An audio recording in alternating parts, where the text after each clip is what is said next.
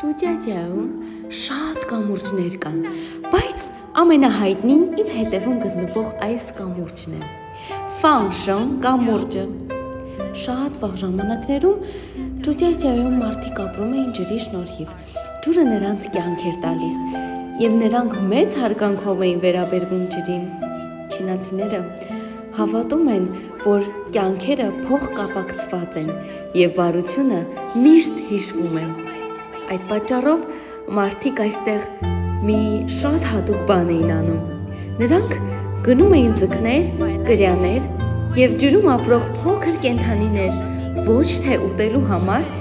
այլ կանգնում էին այս կամրջի վրա եւ նորից բաց էին թողնում նրանց ջրի մեջ։ Եվ այս գործողությունը Չինաստանում կոչվում է ֆանշն։ Դա նշանակում է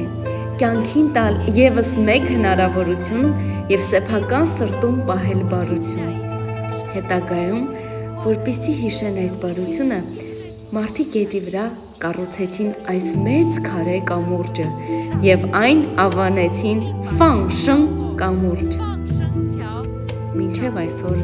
կամուրջը դեռ կանգուն է եւ ջուրը դեռ հոսում է։ Ֆանշն կամուրջը միայն երկու ափերը չէ, որ միացնում է,